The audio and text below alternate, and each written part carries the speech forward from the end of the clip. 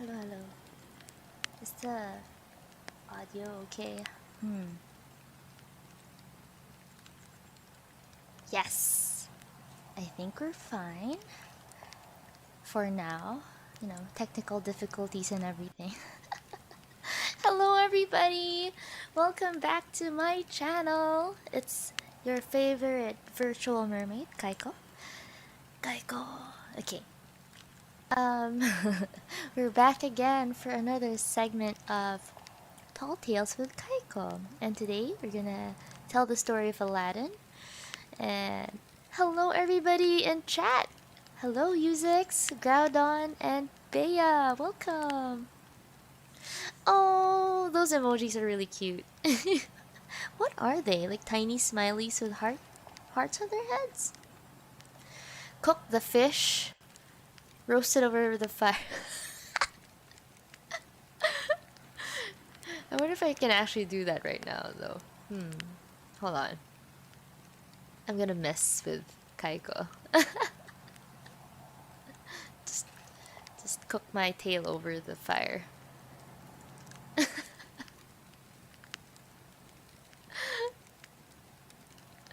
Is this what you want? Is this the kind of stream that you want? I'm just kidding. Okay, let's put her back. Let's put myself back in place. Alright, I think I'm back in the original location. Okay. The things I do for you, chat. Oh, Bea. Bea. Okay. So today, I'm so sorry for the mishap yesterday with my stream schedule. I don't know. I'm just really messed up because I've been working like constantly for the past 2 weeks, 3 weeks. But I do have an update for you guys. I finished my rigging yesterday and I'm super duper happy about it. I'm so proud of it. I am so excited to show it to you guys when I'm done. When the end of the month comes. Thigh stream. I don't even have a thigh. I don't have the thighs. Fin stream. Fishy stream. Someone grab some lemons. I see. So you guys, this is what you want to do, huh? This is a cooking stream for y'all. Better call Gordon Ramsay into the chat.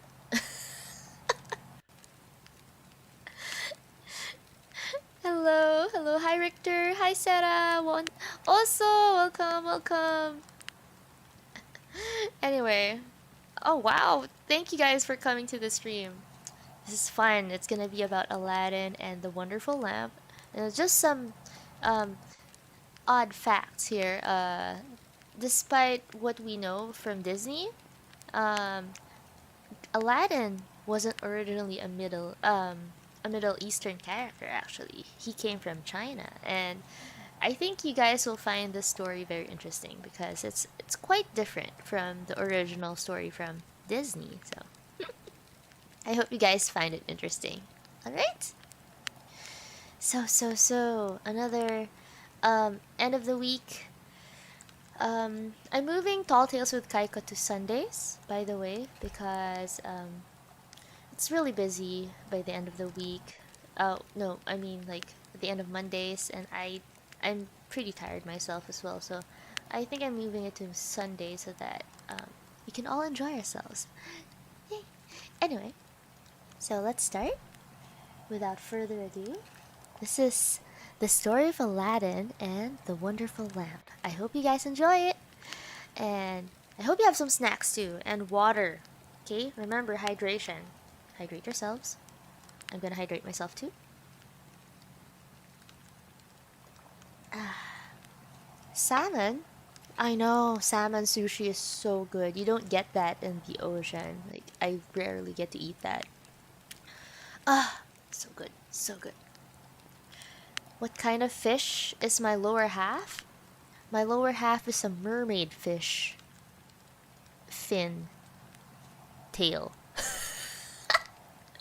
not necessarily a salmon tail or like a tuna. I'm more of similar to that of a tuna tail, I think. If that's what you're wondering. You're gonna bring your own knife? Okay, so you are all just trying to eat me right here, aren't you? I do wonder what a mermaid tastes like, though. Curious. Have I heard of the original story for Cinderella? Yes, I have actually. I do have a fun fact about that, by the way. I'm so sorry, we're going on a tangent here, but I love Cinderella too, and the story, the original story. Fun fact: the glass slippers weren't originally glass slippers. They were supposed to be fur slippers, but the people who translated it first, misread the fur in French as glass because it's verre, and so it just turned out to be glass in the English version when it was originally supposed to be fur. So I don't know. Fun facts. Hi Marcus. Hi Marcus Vinicius. Welcome to the chat. I know tuna. Oh my gosh. Think otoro sushi. You know, like the tuna belly. Ah, so good. Why are we talking about food? Why do we always talk about food on streams? Food is good. Honey over roasted fish. Okay, you know what? Bea! I know you just had that. So good. You're making me jealous. I want some. Anyway. Oh, unfortunately, sorry, last Padaru. Welcome, by the way, to the chat. I'm not singing today. Or am I? Maybe. I might just add some A Whole New World later on. We are talking about Aladdin today, so that would be nice. Anyway, so the story of Aladdin and the wonderful lamp. Alright, we're gonna start, guys. We're gonna start. Do you have food? Do you have popcorn ready?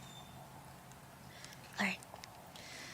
So in the capital of one of the large and rich provinces of the Kingdom of China, there lived a tailor named Mustafa, who was so poor that he could hardly by his daily labor maintain himself and his family, which consisted of a wife and a son. His son, who was called Aladdin, had been brought up in a very careless and idle manner, and by that means had contracted many vicious habits. He was obstinate and disobedient to his father and mother, who, when he grew up, could not keep him within doors. He was in the habit of going out early in the morning and would stay out all day, playing in the streets with idle children of his own age. I like the fact that Jasmine is your favorite Disney princess. Nice, Mia. I'm so sorry, I just had to comment. That's so cute. When he was old enough to learn a trade, his father, not being able to put him out to any other, took him into his own shop and taught him how to use his needle, but neither fair words nor the fear of chastisement were capable of fixing his lively genius. All his father's endeavors to keep him to his work were in vain, for no sooner was his back turned than he was gone for that day. Mustafa chastised him, but Aladdin was incorrigible, and his father, to his great grief, was forced to abandon him to his idleness, and was so much troubled at not being able to reclaim him, that it threw him into a fit of sickness, of which he died in a few months. Okay, wait, hold on. I didn't read this part yet. He died because he was so stressed with Aladdin?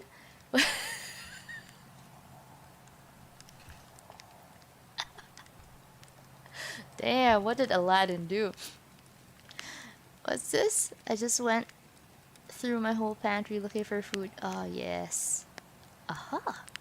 Are you gonna cook, Groudon? You better take pictures. Share that to the rest of us. Okay. I'm so sorry. Aladdin. So stressful. Okay. The mother, finding that her son would not follow his father's business, shut up the shop, sold off the implements of trade, and with the money she received for them, and what she could get by spinning cotton, thought to maintain herself and her son.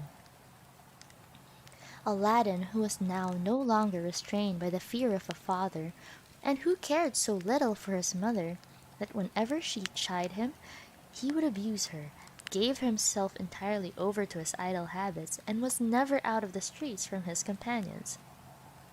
This course he followed till he was 15 years old, without giving his mind to any useful pursuit, or the least reflection on what would become of him. In this situation, as he was one day playing with his vagabond associates, a stranger passing by stood to observe him. This stranger was a sorcerer called the African magician, as he was a native of Africa and had been but 2 days arrived from thence.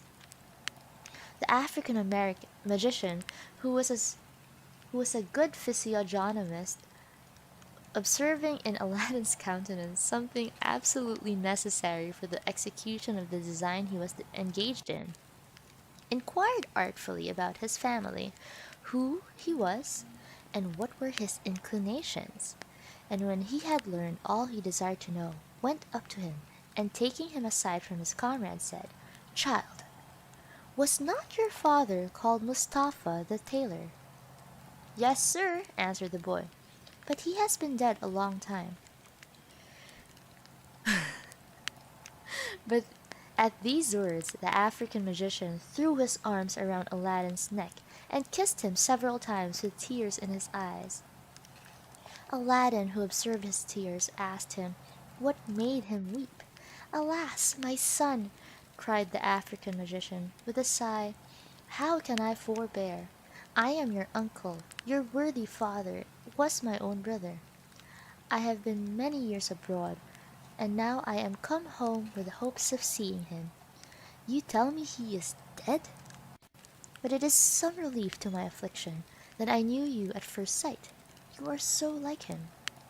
Then he asked Aladdin, putting his hand into his purse, where his mother lived, and as soon as he had informed him, gave him a handful of small money, saying, "Go, my son, to your mother, give my love to her, and tell her that I will visit her tomorrow, and that I may have the satisfaction of seeing where my good brother lived so long." As soon as the African magician left his newly adopted nephew, Aladdin ran to his mother, overjoyed at the money his uncle had given him. "Mother," said he, "have I an uncle?" "No, child," replied his mother, "you have no uncle by your father's side, or mine." "I am just now come," said Aladdin, "from a man who says he is my uncle from my father's side.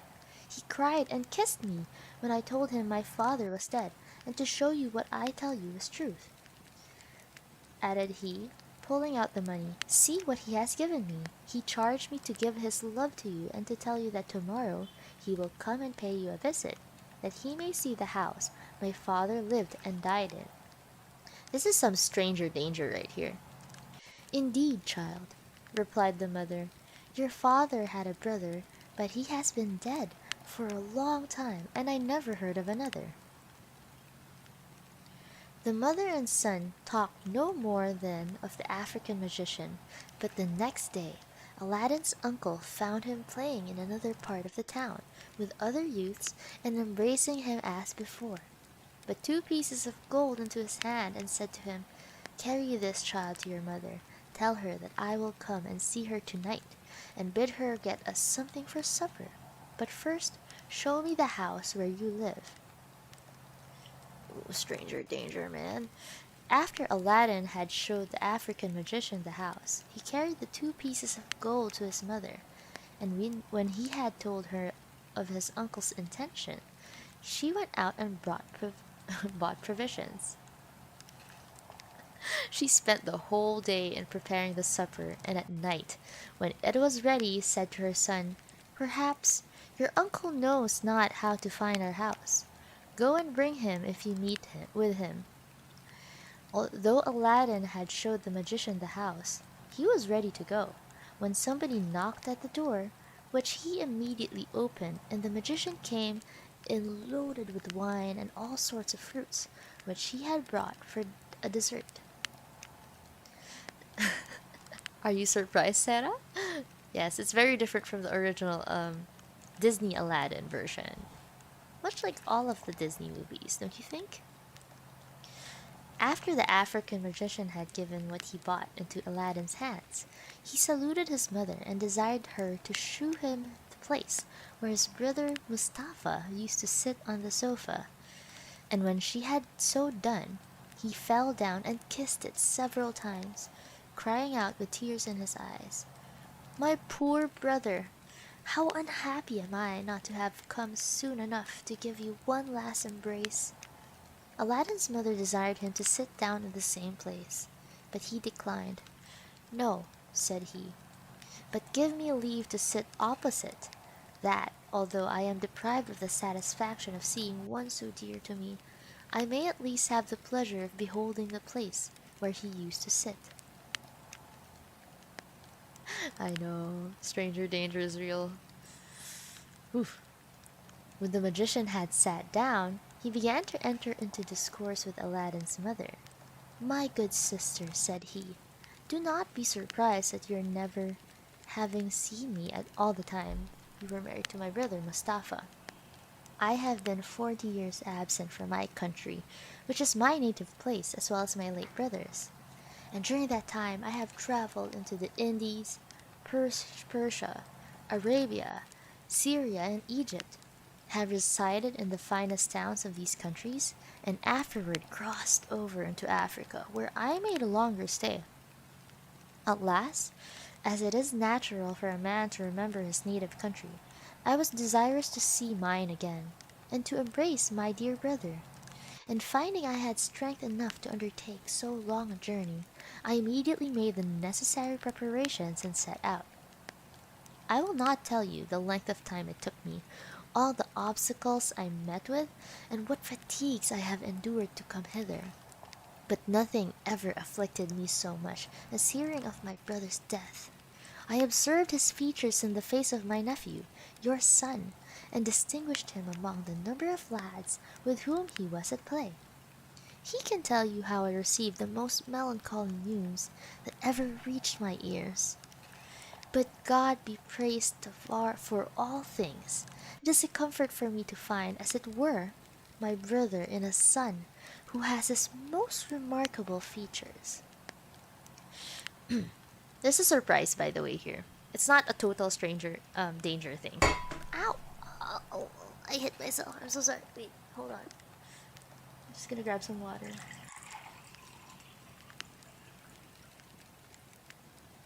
Okay.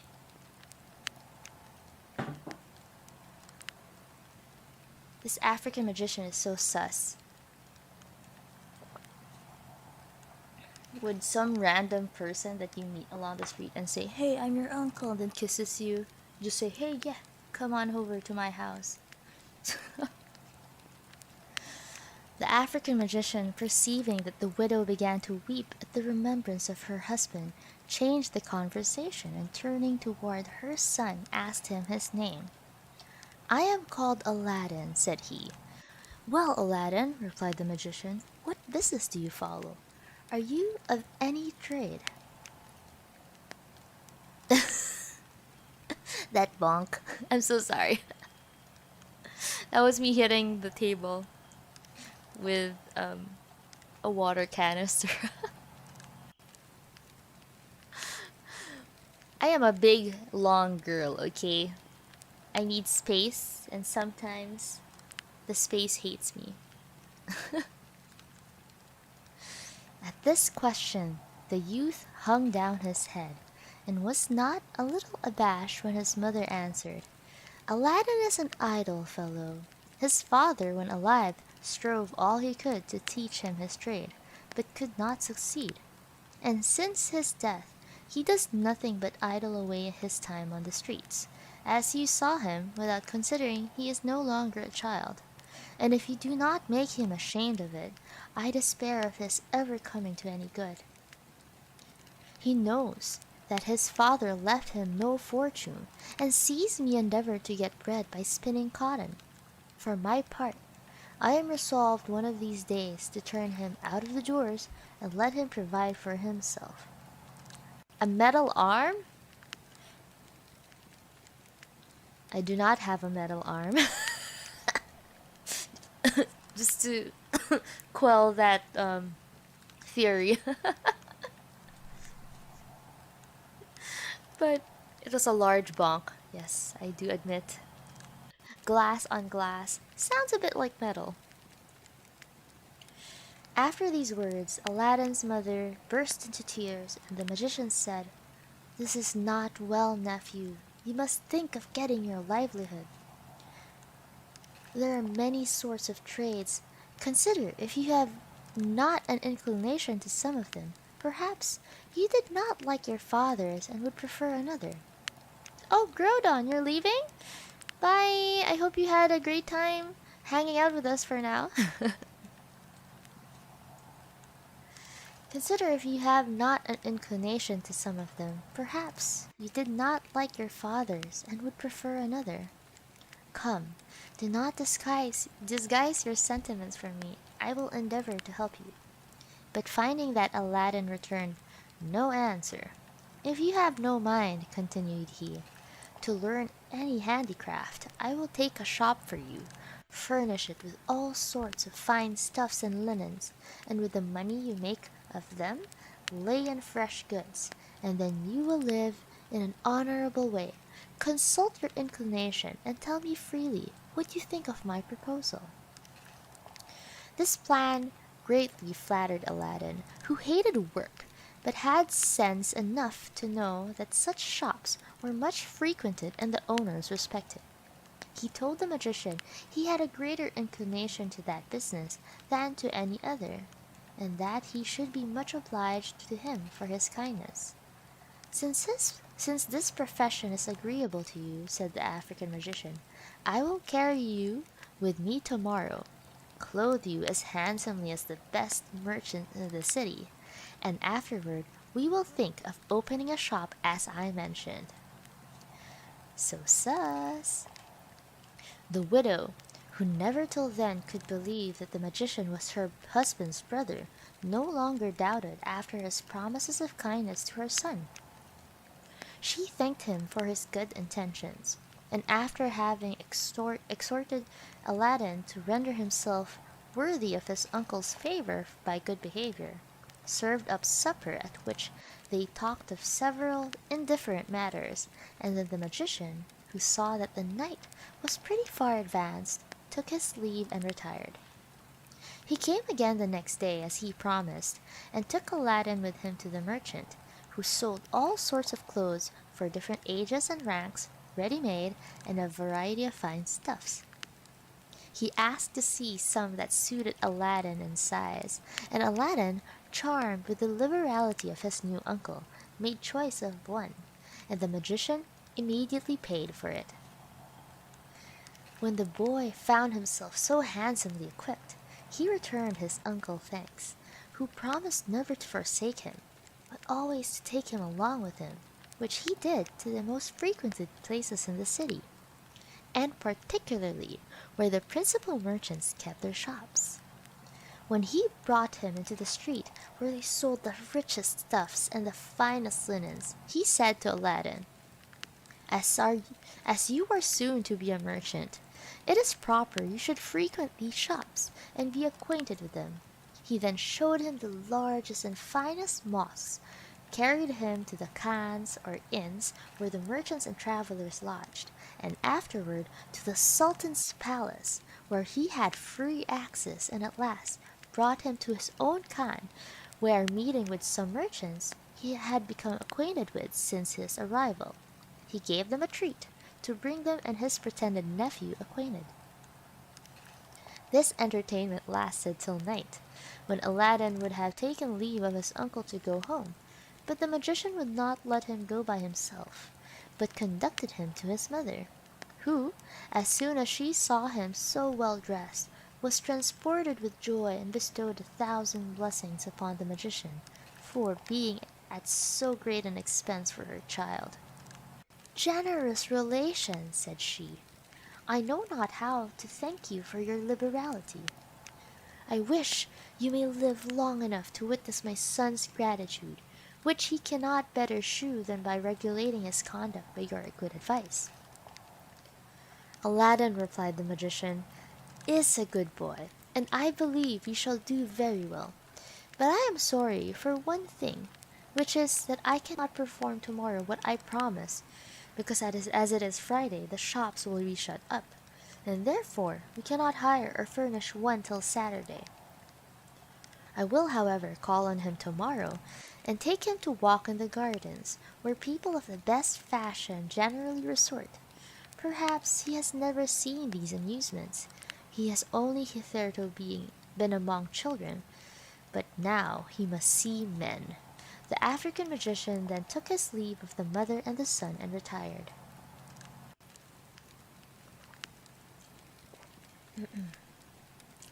Aladdin rose early in the next morning, dressed himself to be ready, and after he had waited some time, began to be impatient, and stood watching at the door.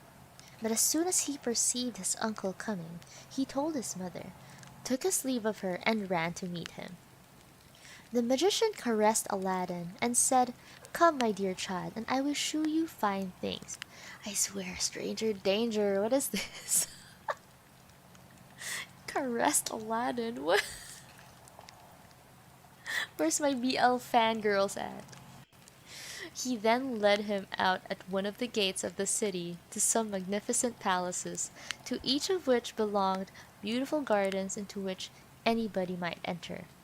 At every building he came to, he asked Aladdin if he did not think it fine, and the youth was ready to answer when any one presented itself, crying out, "Here is a finer house, uncle, than any we have seen yet." By this artifice the cunning magician led Aladdin some way into the country, and as he meant to carry him farther, pretending to be tired, he took an opportunity to sit down in one of the gardens on the brink of a fountain of clear water, which discharged itself by a lion's mouth of bronze into a basin. "Come, nephew," said he, "you must be weary as well as I. Let us rest ourselves, and we shall be better able to pursue our walk." After they had sat down, the magician pulled from his girdle a handkerchief with cakes and fruit, which he had provided, and laid them on the edge of the basin. He broke a cake in two, gave one half to Aladdin, and ate the other himself, and in regard to the fruit, left him at liberty to take which sort he liked best. During this short repast, he exhorted his nephew to leave off keeping company with vagabonds, and seek that of wise and prudent men, to improve by their conversation, "For," said he, "you will soon be at man's estate, and you cannot too early begin to imitate their example." When they had eaten as much as they liked, they pursued their walk through the gardens, separated from one another only by small ditches, which marked out the limits without interrupting the communication. So great was the confidence the inhabitants reposed in each other. By this means the African magician drew Aladdin insensibly beyond the gardens, and crossed the country till they reached the mountains. Aladdin, who had never been so far before, began to find himself much tired, and said to the magician, "Where are we going, uncle? We have left the gardens a great way behind us, and I see nothing but mountains. If we go much farther, I do not know whether I shall be able to reach the town again." "Sus!" "Never fear, nephew," said the false uncle.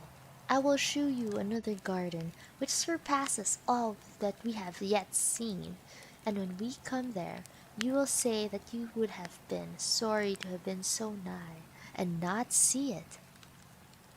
Aladdin was soon persuaded, and the magician, to make the way seem shorter and less fatiguing, told him a great many stories.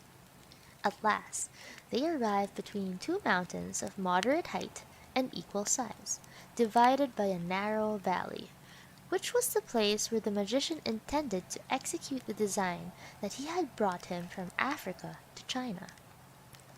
"We will go no farther now," said he to Aladdin. "I will shew you here some extraordinary things, which when you have seen you will thank me for. But while I strike a light, gather up all the loose dry sticks you can see to kindle a fire with." Aladdin collected a great heap, and the magician presently set them on fire. When they were in a blaze, threw in some incense, which raised a cloud of smoke. This he dispersed on each side by pronouncing several magical words, which the lad did not understand. At the same time, the earth, trembling, opened just before the magician and uncovered a stone, laid horizontally with a brass ring fixed into the middle. Aladdin was so frightened at what he saw that he would have run away, but the magician caught hold of him, abused him, and gave him such a box on the ear that he knocked him down. Aladdin got up trembling, and with tears in his eyes said to the magician, "What have I done, uncle, to be treated in this severe manner?" "I have my reasons," answered the magician. "I am your uncle. I supply the place of your father, and you ought to make no reply. But, child," added he, softening, "do not be afraid, for I shall not ask anything of you, but that you obey me punctually, if you would reap the advantages which I intend you."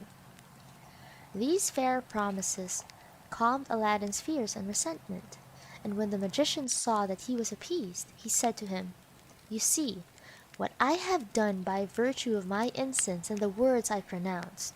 Know then that under this stone there is a hidden treasure, destined to be yours, and which will make you richer than the greatest monarch in this world. No person but yourself is permitted to lift the stone, or enter the cave. So you must punctually execute what I may command, for it is a matter of great consequence both to you and to me." Aladdin, amazed at all he saw and heard the magician say of the treasure, which was to make him happy forevermore, forget what was the past, and rising, said, "Well, uncle, what is to be done? Command me. I am ready to obey." "I am overjoyed, child," said the African magician, embracing him. "Take hold of the ring and lift up that stone." "Indeed, uncle," replied Aladdin, "I am not strong enough. You must help me." "You have no occasion for my assistance," answered the magician. "If I help you, we shall be able to do nothing.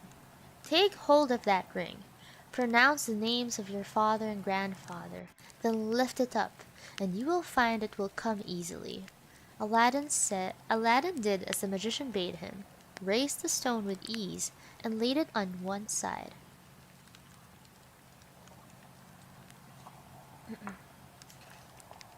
When the stone was pulled up, there appeared a cavity of about 3 or 4 feet deep, with a little door and steps to go down lower.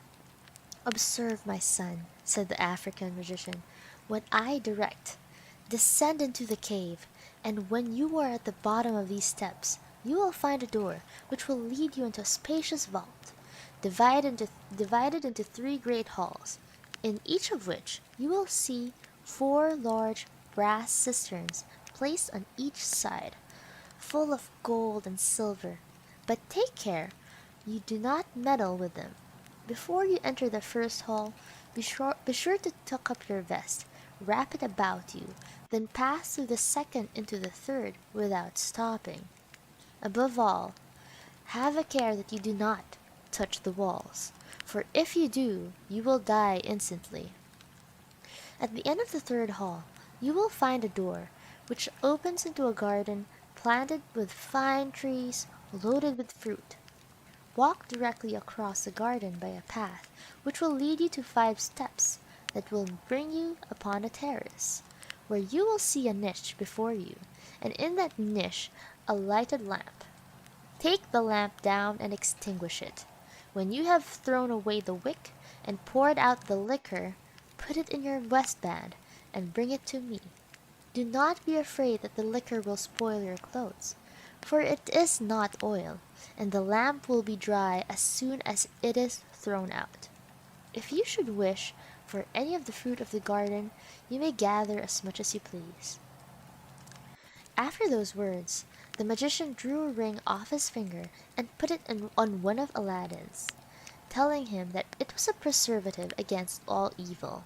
While he should observe what he had prescribed to him, after this instruction, he said, "Go down boldly, child, and we shall both be rich all our lives." Aladdin jumped into the cave, descended the steps, and found the three halls just as the African magician had described. He went through them with all the precaution the fear of death could inspire, crossed the garden without stopping, took down the lamp from the niche, threw out the wick and the liquor, and as the magician had desired, put it in his vestband. But as he came down from the terrace, he stopped in the garden to observe the fruit, which he had only glimpse of in crossing it. All the trees were loaded with extraordinary fruit of different colors on each tree. Some bore fruit entirely white, and some clear and transparent as crystal, some pale red, and others deeper, some green, blue, and purple, others yellow. In short, there was fruit of all colors. The white were pearls, the clear and transparent diamonds, the deep red rubies and green emeralds, the blue turquoises, the purple amethysts, and those that were of yellow cast, sapphires.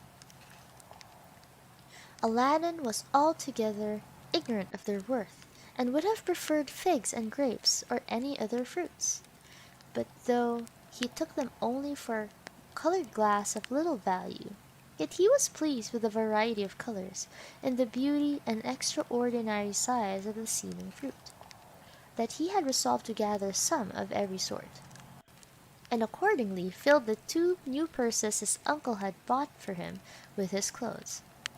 Some he wrapped up in the skirts of his vest, which was of silk, large and full, and he crammed his bosom as full as it could hold.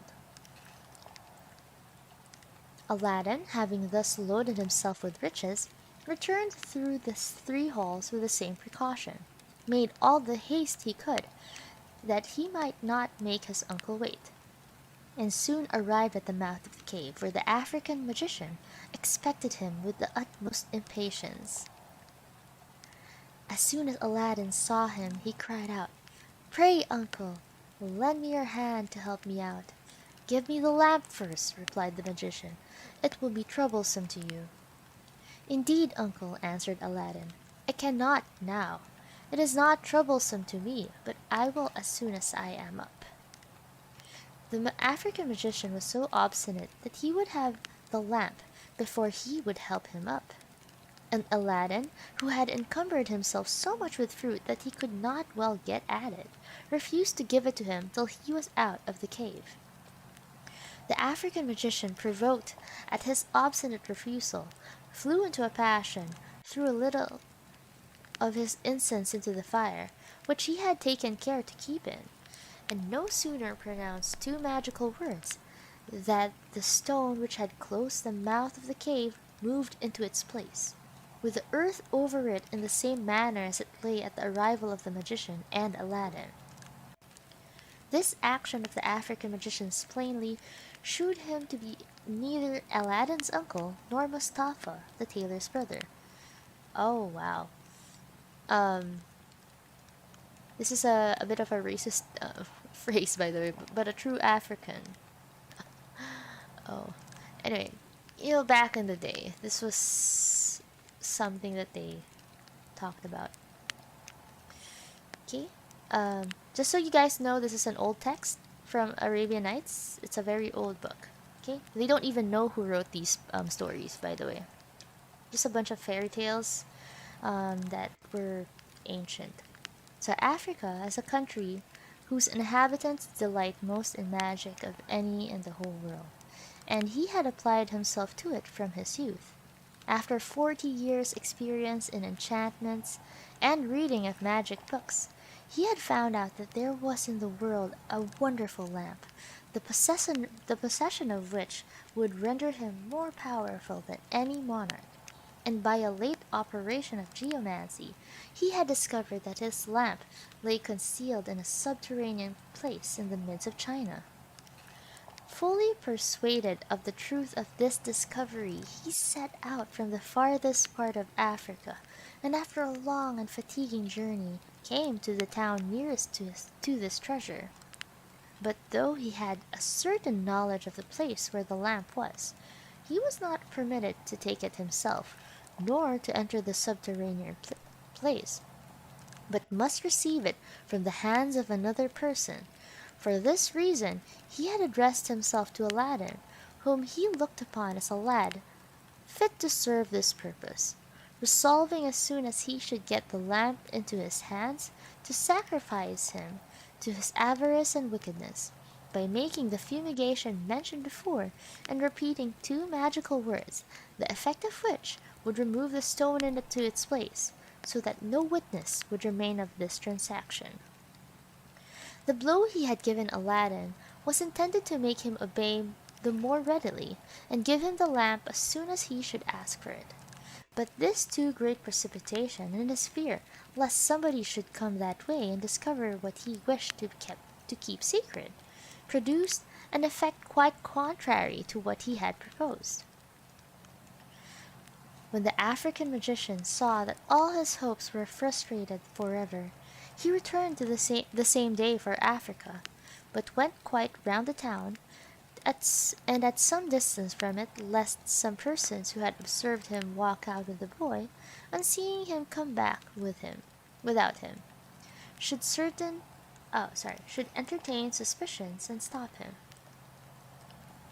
According to all appearances, there was no prospect of Aladdin being heard of any more, but the magician, when he had contrived his death, forgot the ring he had put up upon his finger, which preserved him.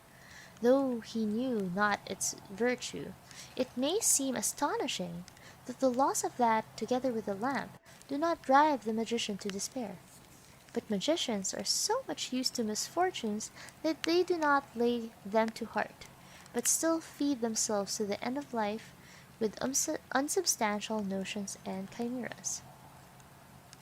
The surprise of Aladdin, who had never suspected this treachery from his pretended uncle, is more easily to be imagined than expressed, when he found himself buried alive. He cried and called out to his uncle to tell him he was ready to give him the lamp, but in vain, since his cries could not be heard. He descended to the bottom of the steps, with the design to get into the garden by the door, which was opened before by enchantment, was now shut by the same means.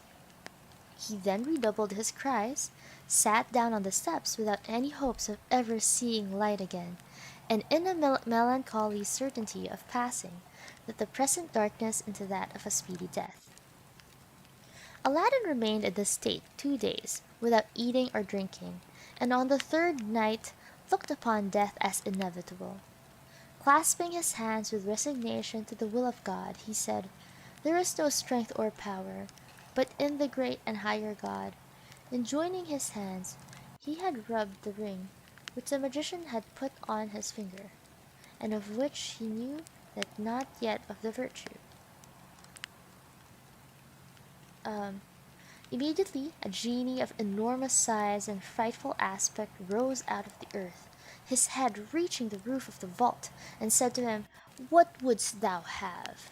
I am ready to obey thee as the slave of all who many possess the ring on thy finger, I, and the other slaves of that ring." At another time, Aladdin, who had not been used to such appearances, would have been so frightened at the sight of so extraordinary a figure that he would not have been able to speak. But the danger he was in made him answer without hesitation, "Whoever thou art, deliver me from this place if thou art able." He had no sooner spoken these words than he found himself on the very spot where the magician had caused the earth to open. It was some time before his eyes could bear the light, after being so long in total darkness, But after he had endeavored by degrees to sport it, and began to look about him, he was not he was much surprised not to find the earth open, and could not comprehend how he had got so soon out of its bowels. There was nothing to be seen but the place where the fire had been, by which he could nearly judge the situation of the cave.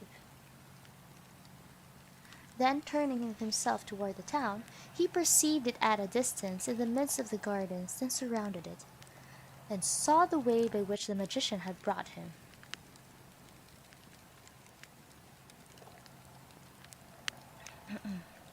Returning God thanks to find himself once more in the world, he made the best of his way home. When he got within his mother's door, the joy of seeing her and his weakness, her want of food, for 3 days, made him faint, and he remained for a long time as dead.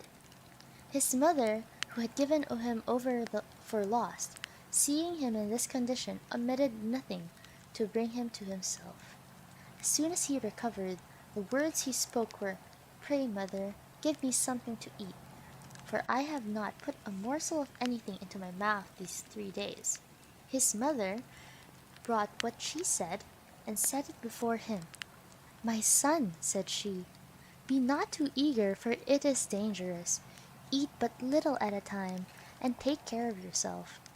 Besides, I would not have you talk. You will have time enough to tell me what has happened to you when you are recovered. It is a great comfort for me to see you again, after the affliction I have been in since Friday, and the pains I have taken to learn what was become of you." Aladdin took his mother's advice, and ate and drank moderately. When he had done, "Mother," said he to her, "I cannot help complaining of you for abandoning me so easily to the discretion of a man who had a design to kill me, and who at this very moment thinks of my death certain. I am sorry. Why are you blaming your mother? You followed him in your willingly. Oh, Aladdin, you believe me, he was my uncle." Sorry, I misread that. "You believed he was my uncle as well as I, and what other thoughts could we entertain of a man who was so kind of me? But I must tell you, mother, he is a rogue and a cheat, and only made me those promises to accomplish my death. But for what reason, neither you nor I can guess. You shall judge yourself when you have heard all that passed from the time I left you, till he came to the execution of this wicked design." Aladdin then related to his mother all that had happened to him from the Friday when the magician took him to the place to see the palaces and gardens about town, till they came to the place between the two mountains where the great deed was to be performed. How, with incense which the magician threw into the fire, and some magical words which he pronounced, the earth opened and discovered a cave, which led to an inestimable treasure. He did not forget the blow the magician had given him, and in what manner he softened again, and engaged him by great promises, and putting a ring on his finger to go down into the cave. He did not omit the least circumstances of what he saw in crossing the 3 lamps in the garden, and his taking the lamp, which he pulled out of his bosom, and shewed to his mother, as well as the transparent fruit of different colors, which he had gathered in the garden as he returned. But though these fruits were precious stones, brilliant as the sun, she was as ignorant of their worth as her son. She had been bred into a low rank of life, and her father's poverty prevented his being possessed of jewels, nor had she, her relations or individuals ever seen any, so that we must not wonder that she regarded them as things of no value. Aladdin put them behind one of the cushions of the sofa and continued his story. When he had come to an end, Aladdin said to his mother, "I need say no more. This is my adventure, and the dangers I have been exposed to since you saw me." His mother heard with much interest this surprising relation, notwithstanding it could be no small affliction to a mother who loved her son tenderly, But yet in the most moving part, which discovered the perfidy of the African magician, she um,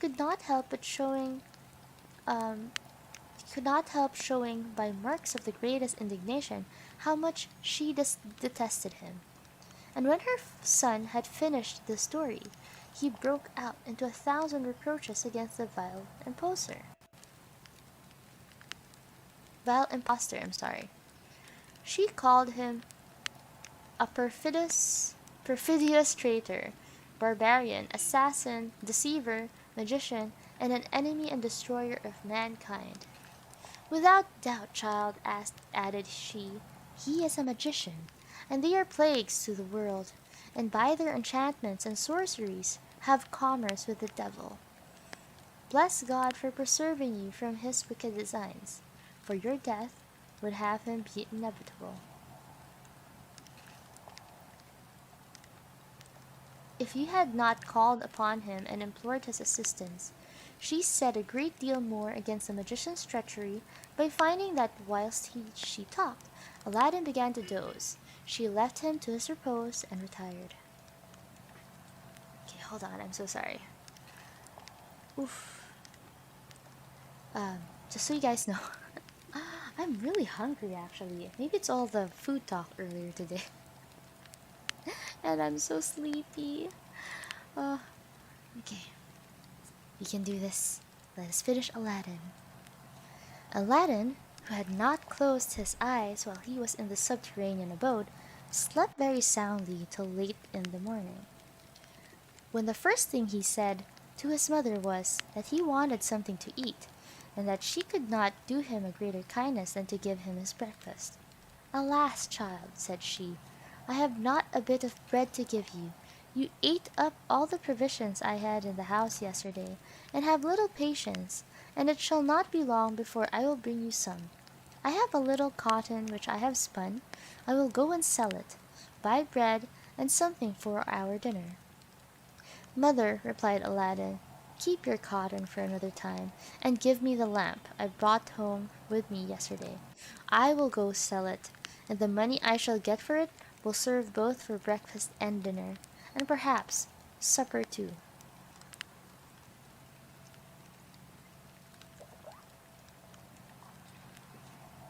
Aladdin's mother took the lamp and said to her son, "Here it is, but it is very dirty. If it was a little cleaner, I believe it would bring something more." She took some fine sand and water to clean it, but had no sooner begun to rub it than in an instant a hideous genie of gigantic size appeared before her, and said to her in a voice like thunder, "What wouldst thou have? I am ready to obey thee as thy slave, and the slave of all those who have the lamp in their hands. I and the other slaves of the lamp." Aladdin's mother, terrified at the sight of the genie, fainted, when the lad, who had seen such another phantom in the cavern, snatched the lamp out of his mother's hand, and said to the genie boldly, "I am hungry. Bring me something to eat." The genie disappeared immediately, and in an instant returned with a large silver tray holding 12 covered dishes of the same metal, which contained the most delicious viands, 6 large white bread cakes on 2 plates, 2 flagons of wine, and 2 silver cups. All these he placed upon a carpet and disappeared. This was done before Aladdin's mother recovered from her swoon. Aladdin fetched some water and sprinkled it in her face to recover her. Whatever that or the smell of the Whether that or the smell of the meat brought her to life again, it was not long before she came to herself. "Mother," said Aladdin, "do not mind this. Here is what will put you in heart, and at the same time satisfy my extreme hunger. Do not let such delicious meat get cold." I know, right? Didn't even hesitate to take the lamp. They He is a bold child. That's what I have to say about him. Yes, Aladdin. The lack of self-preservation on this child. His mother was much surprised to see the great tray. 12 dishes, 6 loaves, the 2 flagons and cups, and to smell the savory odor which exhaled from the dishes. "Child," said she, "to whom are we obliged for this great plenty and liberality? Has the Sultan been made acquainted with our poverty and had compassion on us?"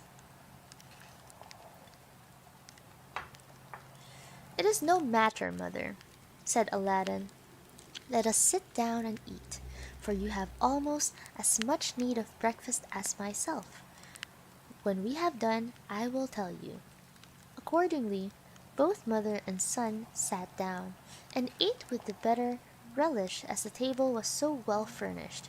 But all the time Aladdin's mother could not forbear looking at and admiring the dishes, though she could not judge whether they were silver or any other metal, and the novelty more than the value attracted her attention. The mother and son sat at breakfast till it was dinner time, and then they thought it would be best to put the 2 meals together. Yet after this they found they should have enough left for supper and 2 meals for the next day. When Aladdin's mother had taken away what was left, she went and sat by her son on the sofa, saying, "I expect now that you should satisfy my impatience, and tell me exactly what passed between the genie and you while I was in a swoon," which he readily complied with.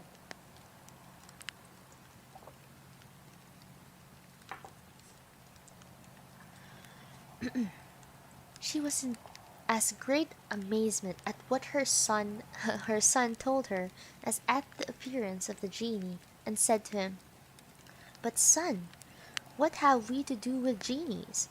I never heard that any of my acquaintances had ever seen one. How come that vile genie to address himself to me and not to you, and whom he had appeared before in the cave?" "Mother," answered Aladdin, "the genie you saw is not the one who appeared to me, though he resembles him in size. No, they had quite different persons and habits. They belonged to different masters. If you remember, he that I first saw called himself the slave of the ring on my finger, and this you saw called himself the slave of the lamp you had in your hand. But I believe you did not hear him, for I think you fainted as soon as he began to speak."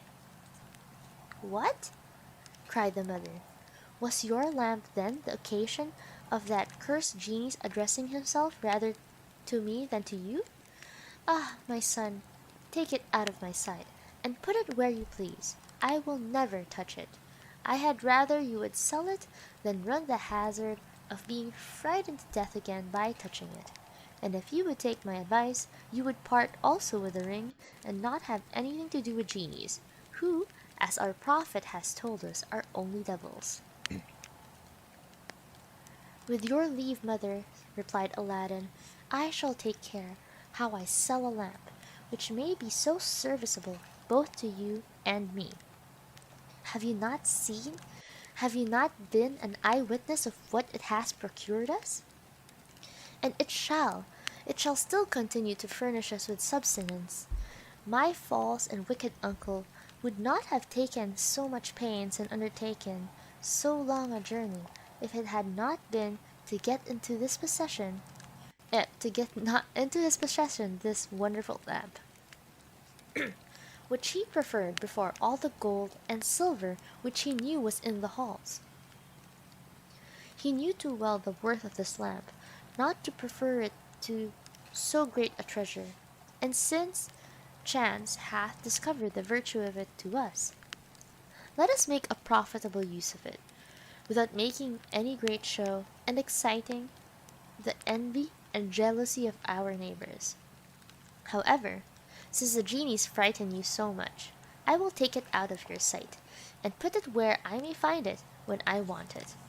The ring I cannot resolve to part with, for without that you had never seen me again, and though I am alive now, perhaps, if it was gone, I might not be so some moments hence. Therefore, I hope you will give me leave to keep it, and wear it always on my finger. Who knows what dangers you and I may be exposed to, which neither of us can foresee, and from which it may deliver us. As Aladdin's arguments were just, his mother had nothing to say against them. She only replied that he might do what he pleased. For her part, she would have nothing to do with the genies, but would wash her hands off them. By the next night, they had eaten all of the provisions that the genie had brought, and the next day Aladdin, who could not bear the thought of hunger, putting one of the silver dishes under his vest, went out early to sell it, and addressing himself to a Jew, whom he met in the streets, and took him aside. Pulling out the plate, asked him if he would buy it. The cunning Jew took the dish, examined it, and as soon as he had found that it was good silver, asked Aladdin at how much he valued it. Aladdin, who knew not its value, and never had been used to such traffic, told him he would trust his judgment and honor. The Jew was somewhat confounded at this plain dealing, and doubting whether Aladdin understood the material or the full value of what he offered to sell, took a piece of gold out of his purse and gave it to him, though it was but the 60th part of the worth of the plate. Taking the money very eagerly, retired with such Aladdin, sorry, I missed that part. Aladdin, taking the money very eagerly, retired with so much haste that the Jew, not content with the exorbitancy of this profit, was vexed he had not penetrated into his ignorance, and was going to run after him to endeavor to get some change out of the piece of gold. But the lad ran so fast and had got so far that it would have been impossible for him to overtake him. Before Aladdin went home, he called at a baker's, bought some cakes of bread, changed his money, and on his return gave the rest to his mother, who went and purchased provisions enough to last them some time. After this manner they lived, till Aladdin had sold the 12 dishes singly, as necessity pressed to the Jew, for the same money, who after the first time durst not offer him less, for fear of losing so good a bargain. When he had sold the last dish, he had recourse to the tray, which weighed 10 times as much as the dishes, and would have carried it to his old purchaser, but that it was too large and cumbersome. Therefore he was obliged to bring them home with him to his mother's, where, after the Jew had examined the weight of the tray, he laid down 10 pieces of gold, with which Aladdin was very well satisfied. Just gonna grab some water. I hope all of you guys are hydrating. It's a very warm summer day today, and it's not good. You might get heat stroke. Okay? So hydrate, hydrate, hydrate.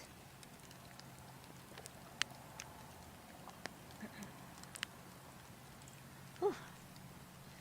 Oh, it's a pretty good story so far. A bit different, right? From the original. This is mostly about Aladdin and how he uses the genies, by the way. There's actually a movie about this. It's a really good movie. I'll tell you about it after I say I tell the story. Okay. Jasmine will come up though in this story as well. They lived on these 10 pieces in a frugal manner, for Aladdin, though formerly used to an idle life, had left off playing with young lads of his own age ever since his own adventure with the African magician. He spent his time in walking about and conversing with decent people, with whom he gradually got acquainted. Sometimes he would stop at the principal merchants' shops, where people of distinction met, and listen to their discourse, by which he gained some little knowledge of the world.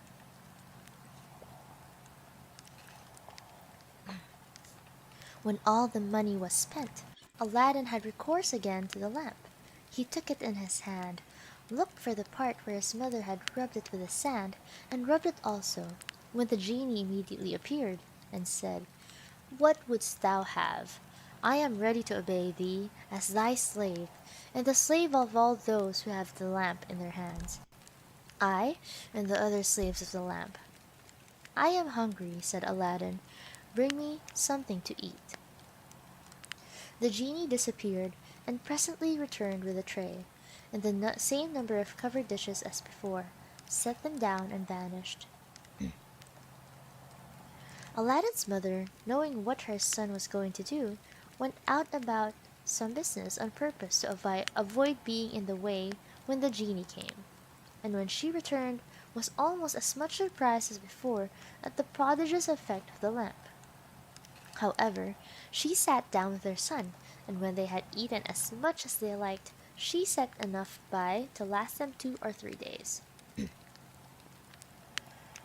As soon as Aladdin found that their provisions were expended, he took one of the dishes and went to look for his Jew again, but passing by the shop of a goldsmith who had the character of a very fair and honest man, the goldsmith perceived him, called to him, and said, "My lad, I have often observed you go by, loaded as you are at present, and talk with such a Jew, then come back again empty-handed. I imagine that you carry something which you sell to him, but perhaps you do not know that he is the greatest rogue even among the Jews, and that nobody of prudence will have anything to do with him. If you will shew me what you now carry, and it is to be sold, I will give you the full worth of it, and I will direct you to other merchants who will not cheat you." The hopes of getting more money for his plate induced Aladdin to pull it from his vest, and shew it to the goldsmith, who at first sight saw that it was made of the finest silver, and asked him if he had sold such as that to the Jew. Then Aladdin told him that he had sold him 12 such for a piece of gold each. "What a villain!" cried the goldsmith. "But," added he, "my son, what is past cannot be recalled. By shewing you the value of this plate, which is of the finest silver we use in our shops, I will let you see how much the Jew has cheated you."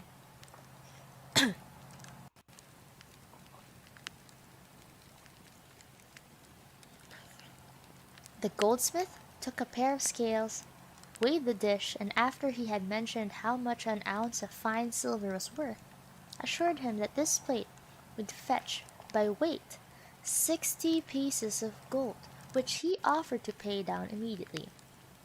"If you would dispute my honesty," said he, "you may go to any other of our trade, and if he gives you more, I will be bound to forfeit twice as much." Aladdin thanked him for this fair dealing, so greatly to his advantage, took the gold, and never went to any other person, but sold him all his dishes and the tray. Though Aladdin and his mother had an inexhaustible treasure in their lamp, and might have had whatever they wished for, yet they lived with the same frugality as before, except that Aladdin dressed better. As for his mother, she wore no clothes but what she earned by spinning cotton. After their manner of living, it may easily be supposed that money, for which Aladdin had sold the dishes, the tray and trays, were sufficient to maintain them for some time. During this interval, Aladdin frequented the shops of the principal merchants, where they sold cloth of gold and silver, linens, silk stuffs, and jewelry, and oftentimes, joining in their conversation, acquired a knowledge of the world and respectable demeanor. By his acquaintance among the jewelers, he came to know that the fruits which he had gathered when he took the lamp were, instead of colored glass, stones of inestimable value, but he had the prudence not to mention this to anyone, not even to his mother.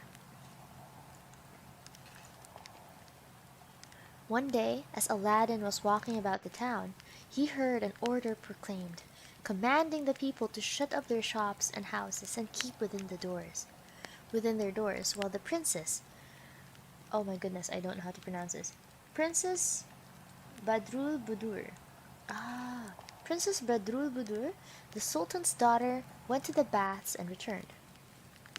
This proclamation inspired Aladdin with eager curiosity to see the princess's face, which he could not do without admission into the house of some acquaintance, and then only through a window, but to gratify his curiosity. He presently thought of a scheme which succeeded. It was to place himself behind the door of the bath, which was so situated that he could not fail of seeing her face. Aladdin had not waited long before the princess came, and he could see her plainly through the chink of a door without being discovered. She was attended by a great crowd of ladies, slaves, and eunuchs, who walked on either side of her and behind her. When she came within 3 or 4 paces of the door of the bath, she took off her veil and gave Aladdin an opportunity of a full view. As soon as Aladdin had seen the princess, his heart could not withstand those inclinations so charming an object always inspires. She was the most beautiful brunette in the world. Her eyes were large, lively, and sparkling. Her looks sweet and modest. Her nose was of a just proportion and without fault. Her mouth small, her lips of a vermilion red. In a word, all the features of her face were perfectly regular. That's a compliment. That's a pretty nice compliment, right? Yeah, you have a very regular face.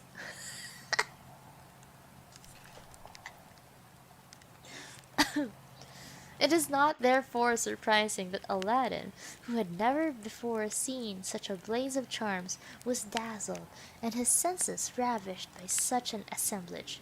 With all these perfections, the princess had so majestic an air that the sight of her was sufficient to inspire love and admiration.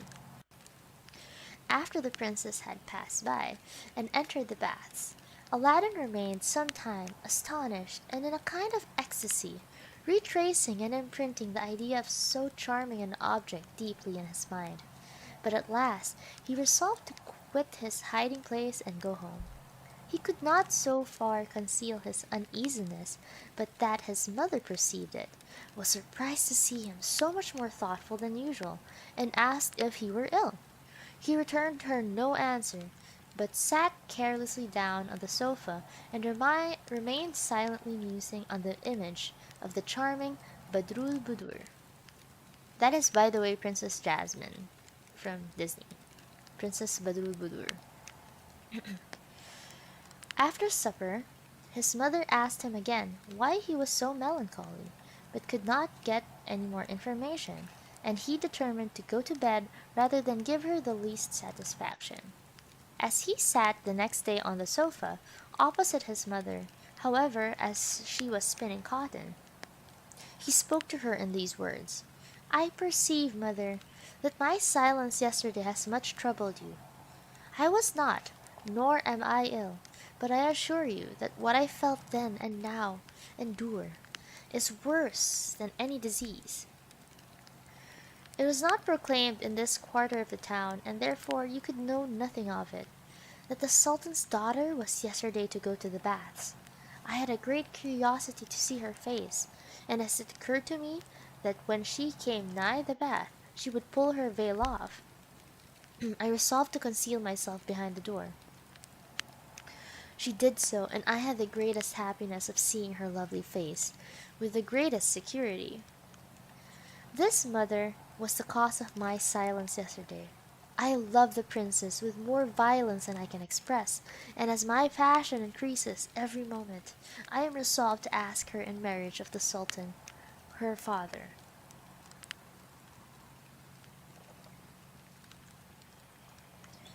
Aladdin's mother listened with interest to what her son told her, and when he talked of asking the princess in marriage, she could not help bursting out in a loud laugh.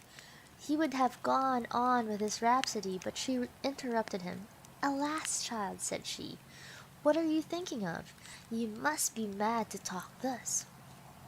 "I assure you, mother," replied Aladdin, "that I am not mad, but in my right senses. I foresaw that you would reproach me with folly and extravagance, but I must tell you once more that I am resolved to demand the princess in marriage."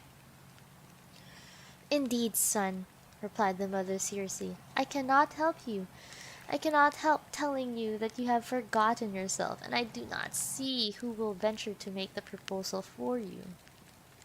You yourself, replied he immediately. I go to the Sultan, answered the mother. Amazed, I shall be cautious how I engage in such an errand. Why, who are you, son? Continued she, that you can have the assurance to think of your Sultan's daughter.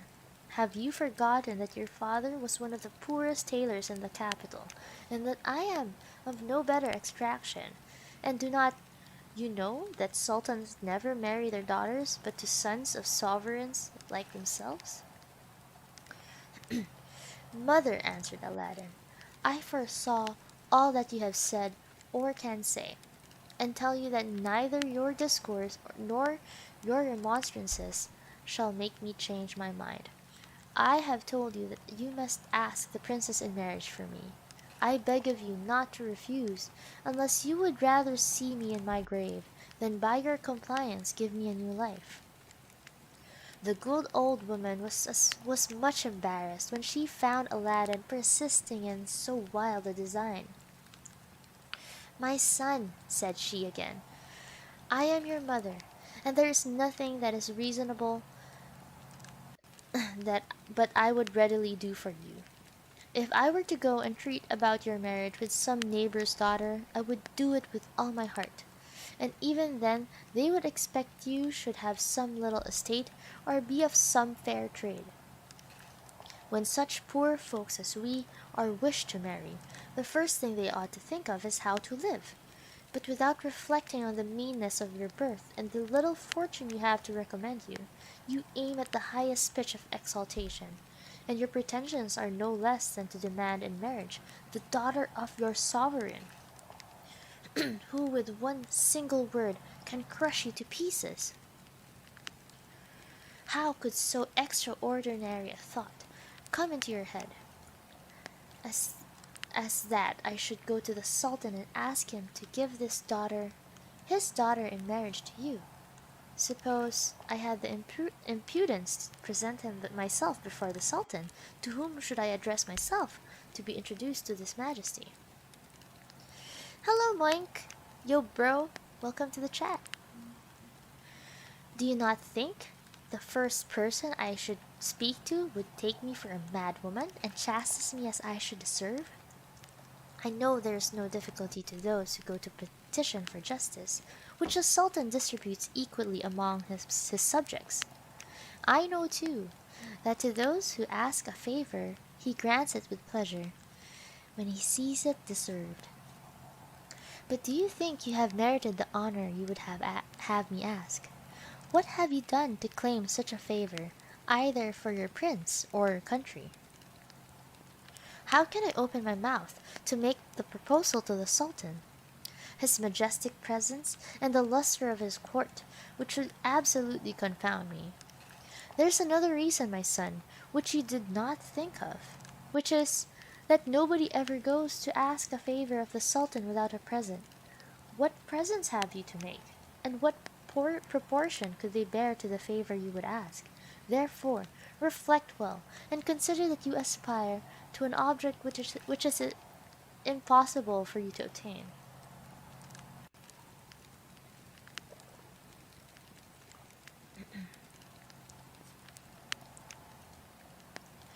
Aladdin heard very calmly all that his mother could say to dissuade him from his design, and after he had weighed her representations, replied, I own, mother, it is great rashness in me to presume to carry my pretensions so far, and a great want of consideration to ask you to go and make the proposal to the Sultan, without first taking proper measures to procure a favorable reception. And I therefore beg your pardon, but be not surprised that I did not at first see every measure necessary to procure me the happiness I seek. I love the princess, and I shall always persevere in my design of marrying her. I am obliged to you for the hint that you have given me, and look upon it as the first step I ought to take to procure the happy issue I promise myself. You say it is not customary to go to the Sultan without a present, and that I have nothing worthy of his acceptance. Do you not think, mother, that what I brought home with me the day on which I was delivered from death may be an acceptable present? I mean those things that you and I both took for colored glass. But now I can tell you that they are jewels of an inestimable value. I know the worth of them by frequenting the shops, and you may take my word that all the precious stones which I saw in the jewelers' shops were not to be compared to those of what we have, either for size or beauty. I am persuaded that they will be received very favorably by the Sultan. You have a large porcelain dish fit to hold them. Fetch it, and let us see how they will look, when we have arranged them according to their different colors. Aladdin's mother brought the china dish when he took the jewels out of the two purses in which they had kept them, and placed them in order according to his fancy. But the brightness and luster they emitted in the daytime so dazzled the eyes of both the mother and the son that they were astonished beyond measure, for they had only seen them by the light of a lamp. And though the latter had beheld them pendant on the trees like fruit, beautiful to the eye, yet as he was then but a boy, he looked on them only as glittering playthings. After they had admired the beauty of the jewels some time, Aladdin said to his mother, "Now you cannot excuse yourself from going to the Sultan under pretext of not having a present to make him, since here is one which will gain you a favorable reception." Though the good widow did not believe the precious stones so valuable as the son estimated them, she thought such a present might nevertheless be agreeable to the Sultan, but she still hesitated. "My son," said she, "I cannot conceive that the Sultan will look upon me with a favorable eye. I am sure that if I attempt to deliver your strange message, I shall have no power to open my mouth. Therefore, I shall not only lose my labor, but the present which you say is so valuable, and shall return home again in confusion, to tell you that your hopes are frustrated. But," added she, "I will do my best to please you, though certainly the Sultan will either laugh at me, or be in so great a rage as to make us both the victims of his fury." She used many other arguments to endeavor to make Aladdin change his mind, but he persisted in importuning sorry, but he persisted in importuning his mother to execute his resolution, and she, out of tenderness, complied with his request. As it was now late, and the time for admission to the palace was past, the visit was put off till the next day. The mother and son talked of different matters the remaining hours, and Aladdin strove to encourage her in the task that she had undertaken. While she could not persuade herself that she would succeed, it must be confessed that she had reason enough to doubt. "Child," said she to Aladdin, "if the Sultan should hear my proposal with calmness, and after this should think of asking me, 'Where lie your riches and your estate?' what answer would you have me in return?" "Let us not be uneasy, mother," replied Aladdin, "about what may never happen. First, let us see how the Sultan receives, and what answer he gives you. If he desires to be informed of what you mention, I am confident that the lamp will not fail me in time of need." The tailor's widow reflected that the lamp might be capable of doing greater wonders than just providing victuals for them, and this removed all the difficulties which might have prevented her from undertaking the service that she had promised. Aladdin, who penetrated into his mother's thoughts, said to her, "Above all things, mother, be sure to keep secret our possession of the lamp, for thereon depends the success we have to expect." And after this caution, they parted to go to rest. Aladdin rose before daybreak, awakened his mother, pressing her to get herself dressed to go to the Sultan's palace and to get admittance, if possible, before the great officers of state went in to take their seats in the divan, where the Sultan always assisted in person. Aladdin's mother took the china dish in which they had put the jewels the day before, wrapped in two napkins, one finer than the other, which was tied at the four corners for more easy carriage, and set out for the palace.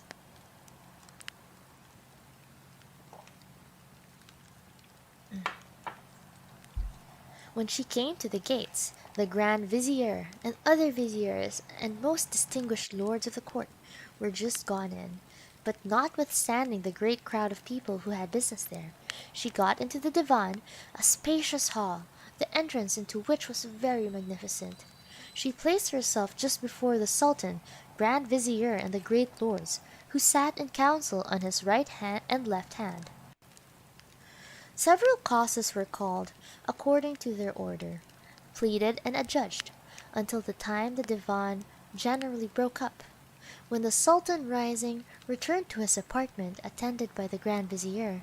The other viziers and ministers of state then retired, as also did all those whose business had called them thither, some pleased with gaining their causes, others dissatisfied at the sentences pronounced against them, and some in expectation of being heard the next sitting.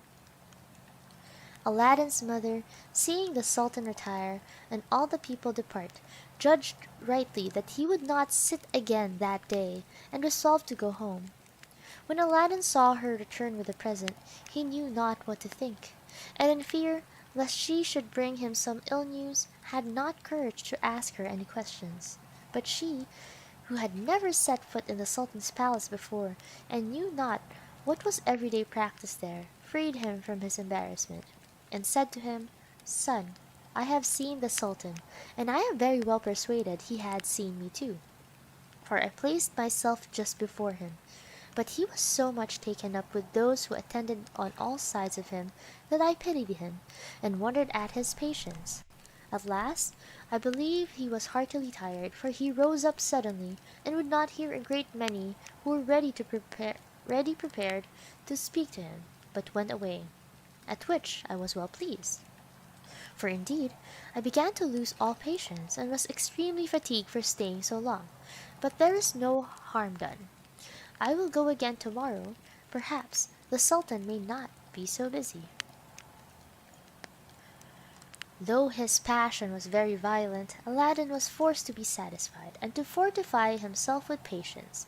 He had at least the satisfaction to find that his mother had gone over the greatest difficulty, which was to procure access to the Sultan, and hoped that the example of those she saw speak to him would embolden her to acquit herself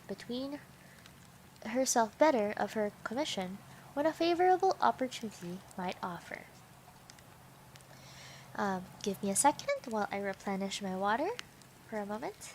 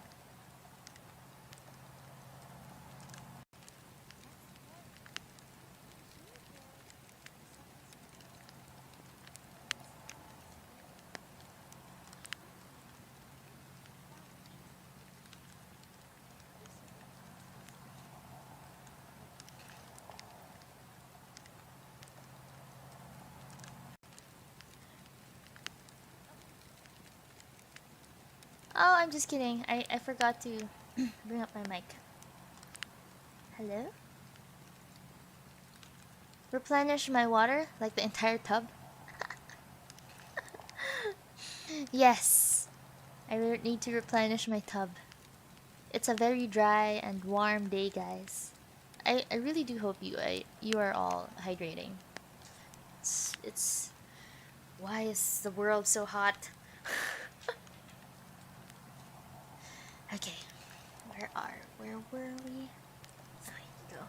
Hold on. I'm gonna get myself comfy as well.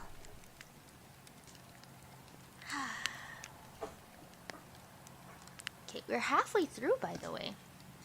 Ooh, or more than half, I think. Okay, so the next morning, she repaired to the Sultan's palace with a present as early as the day before. But when she came there, she found the gates of the divan shut, and understood that the council sat but every other day. Therefore, she must come again the next. This news she carried to her son, whose only relief was to guard um, himself with patience. She went 6 times afterward on the days appointed and placed herself always directly before the Sultan. Sorry, hold on. The mic is a bit low. Okay, there we go. Sultan, but with as little success as the first morning, and might have perhaps come 1,000 times to as little purpose, if luckily the Sultan himself had not taken particular notice of her. Okay. On the 6th day, after the divan was broken up, when the Sultan returned to his own apartment, he said to his Grand Vizier, I have for some time observed a certain woman who attends constantly every day, that I give audience, with something wrapped up in her napkin. She always stands up from the beginning to the breaking up of the audience, and affects to place herself just before me. Do you know what she wants? Sir, replied the Grand Vizier, who knew no more than the Sultan what she wanted, but did not seem uninformed. Your Majesty knows that women often make complaints on trifles. Perhaps she may come to complain that somebody has sold her some bad flour, or some such trifling matter. The Sultan was not satisfied with this answer, but replied, If this woman comes to our next audience, do not fail to call her, that I may hear what she has to say. The Grand Vizier made answer by lowering his hand, and then lifting it up above his head, signifying his willingness to lose if it failed. By this time, the tailor's widow was so much used to go to audience and stand before the Sultan that she did not think it any trouble, if she could but satisfy her son that she neglected nothing that lay in her power to please him. So, the next audience day, she went to the divan and placed herself in front of the Sultan as usual. And before the Grand Vizier had made his report of business, the Sultan perceived her, and compassionating to her for having waited for so long, said to the Vizier, Before you enter upon any business, remember the woman I spoke to you about. Bid her come near, and let us dispatch her business first. The Grand Vizier immediately called the chief of the mace-bearers and pointed to her, bade him tell her to come before the Sultan. The chief of the officers went to Aladdin's mother, and at a sign he gave her, she followed him to the foot of the Sultan's throne where he left her, and retired to his place by the Grand Vizier. The old woman bowed her head down to the carpet, which covered the platform of the throne, and remained in that posture till the Sultan bade her rise, when he said to her, Good woman, I have observed you to stand from the beginning to the rising of the divan. What business brings you here? After these words, Aladdin's mother prostrated herself a second time, and when she arose, said, Monarch of monarchs, before I tell your Majesty the extraordinary and incredible business which brings me before your high throne, I beg of you to pardon the boldness of the demand I am going to make, which is so uncommon that I tremble, and I am ashamed to propose it to my sovereign. In order to give her the more freedom to explain herself, the Sultan ordered all to quit the divan but the Grand Vizier, and then told her she might speak without restraint. Hi, joking giant! Yes, I am here to read the story of Aladdin for you all. I'm glad that you got to visit us in the chat. Welcome, welcome. Louis. Aladdin's mother, not content with this favor of the Sultan's, to save her the confusion of speaking before so many people, was, notwithstanding, a little apprehensive. Therefore, resuming her discourse, she said, "I beg of your Majesty, if you should think of my demand the least offensive, to assure me first of your forgiveness." "Well," replied the Sultan, "I will forgive you, be it what it may, and no hurt shall come to you. Speak boldly." When Aladdin's mother had taken all these precautions, she told him faithfully how Aladdin had seen the Princess Badrul Budur. The violent love that fatal sight had inspired him with, the declaration he had made to her when he came home, and what she had said to dissuade him. "But," continued she, "my son, instead of taking my advice and reflecting on his presumption, was so obstinate as to preserve and persevere, and to threaten me with some desperate act. If I refused to come and ask the princess in marriage of your Majesty, and it was not without the greatest reluctance that I was led to accede to this request, for which I beg your Majesty once more to pardon not only me, but also my Aladdin my son, for entertaining so rash a project." The Sultan hearkened to this discourse without shewing the least anger, but before he gave her any answer, asked her what she had brought tied up in the napkin. She took the china dish, which she had set down at the foot of the throne before she prostrated herself before him, untied it and presented it to the Sultan. The monarch's amazement and surprise were inexpressible when he saw so many large, beautiful, and valuable jewels collected in the dish. He remained for some time motionless with admiration.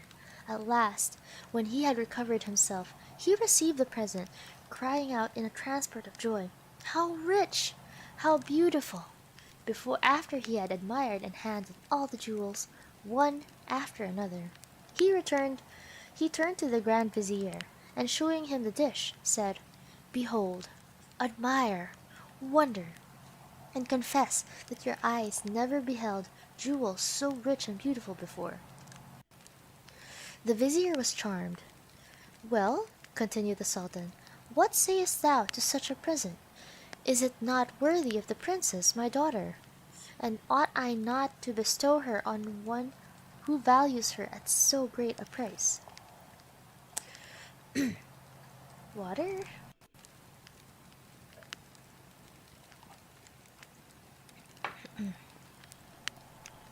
These words put the Grand Vizier into extreme agitation. The Sultan had some time before signified to him his intention of bestowing the princess on a son of his. Therefore he was afraid, and not without grounds, that the present might change the Majesty's mind. Therefore, going to him and whispering him in the ear, he said, "I cannot but own that the present is worthy of the princess, but I beg of your Majesty to grant me 3 months before you come to a final resolution. I hope before that time my son, on whom you have had that goodness to look with a favorable eye, will be able to make a nobler present than Aladdin, who is an entire stranger to your Majesty." The Sultan, though he was fully persuaded that it was not possible for the Vizier to provide so considerable a present for his son, yet hearkened to him and granted his request.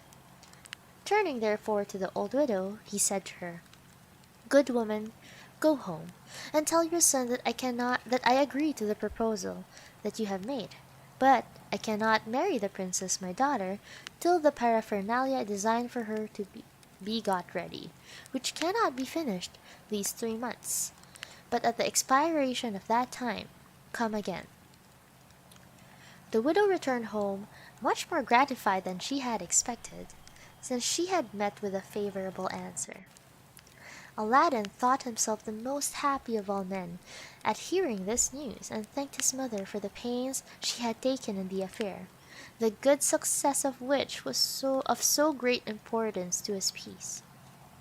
When 2 of the 3 months were past, his mother, one evening going to light the lamp, and finding no oil in the house, went out to buy some, and when she came into the city, found a general rejoicing. The shops were open, dressed with foliage, silks, and carpeting, everyone striving to show their zeal in the most distinguished manner according to their ability. Oh, I'm sorry, it said shoe. I think shoe is like an old way of saying show. It keeps writing that throughout the book. The streets were crowded with officers in habits of ceremony, mounted on horses, richly caparisoned, each attended by a great many footmen. Aladdin's mother asked the oil merchant what was the meaning of all this preparation of public festivity. "Whence come you, good woman," said he, "that you do not know that the Grand Vizier's son is to marry the Princess Badru Badrulbudubur, the Sultan's daughter, tonight? She will presently return from the baths, and these officers whom you see are to assist at the sorry, water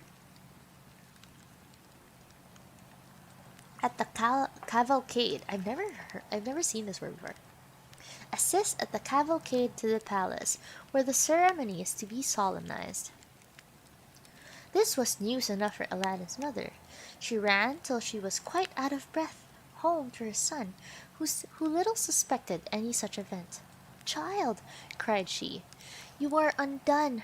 You depend upon the Sultan's fine promises, but they will come to nothing."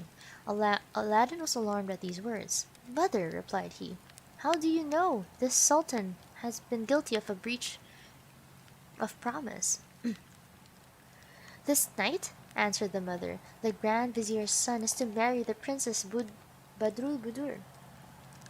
She then related how she had heard it, so that he had no reason to doubt the truth of what she said. At this account Aladdin was thunderstruck. Any other man would have sunk under the shock, but a sudden hope of disappointing his rival soon roused his spirits, and he bethought himself of the lamp, which had, in every emergency, been so useful to him. And without venting his rage in empty words against the Sultan, the Vizier, or his son, he only said, "Perhaps, mother, the Vizier's son may not be so happy tonight as he promises himself. While I go into my chamber a moment, please do get the supper ready."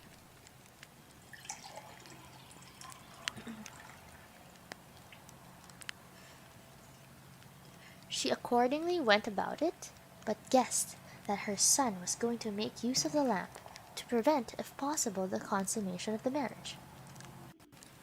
When Aladdin had got into his chamber, he took the lamp and rubbed it in the same place as before, when immediately the genie appeared and said to him, "What wouldst thou have? I am ready to obey thee, as thy slave and the slave of all those who have that lamp in their possession, I and the other slaves of the lamp." "Hear me," said Aladdin. "Thou hast hitherto brought me whatever I wanted as to provisions, but now I have business of the greatest importance for thee to execute. I have demanded the Princess Badrulbudur in marriage of the Sultan, her father. He promised her to me, only requiring 3 months' delay, but instead of keeping that promise, has this night planned to marry her to the Grand Vizier's son. What I ask of you is that as soon as the two are made one, you bring them both hither to me." "Master," replied the genie, "I will obey you. Have you any other commands?" "None at present," answered Aladdin, and then the genie disappeared. Aladdin, having left his chamber, supped with his mother with the same tranquillity of mind as usual, and after supper talked of the princess's marriage as of an affair wherein he had not the least concern. He then retired to his own chamber again, but sat up waiting the execution of his orders to the genie. In the meantime, everything was prepared with the greatest magnificence in the Sultan's palace to celebrate the prince's nuptials. and the evening was spent with all the usual ceremonies and great rejoicings.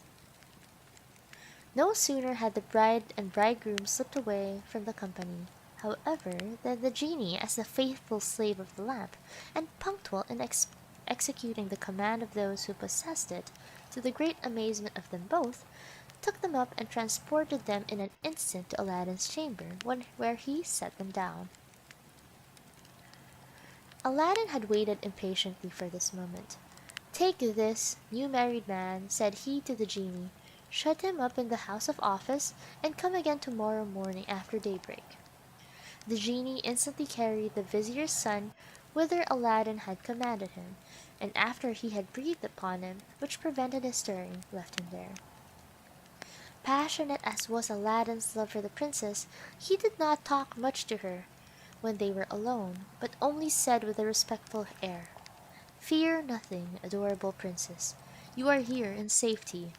If I have been forced to come to this extremity, it is to prevent an unjust rival's possessing you, contrary to your father's promise in favor of myself." The princess, who knew nothing of these particulars, gave very little attention to what Aladdin could say. The fright and amazement of so surprising an adventure had alarmed her so much that he could not get one word from her. Badroulbadour never passed a night so ill in her life, and if we consider the condition in which the genie left the Grand Vizier's son, we may imagine that the new bridegroom spent it much worse. Aladdin had no occasion the next morning to rub the lamp to call the genie, who appeared at the hour appointed and said to him, "I am here, master. What are your commands?" "Go," said Aladdin, "fetch the vizier's son out of the place where you left him, and carry the pair to the sultan's palace, from whence you brought them." The genie presently returned with the vizier's son, and in an instant they were transported into the same chamber of the palace from whence they had been brought. But we must observe that all this time the genie never was visible either to the princess or the Grand Vizier's son. His hideous form would have made them die with fear.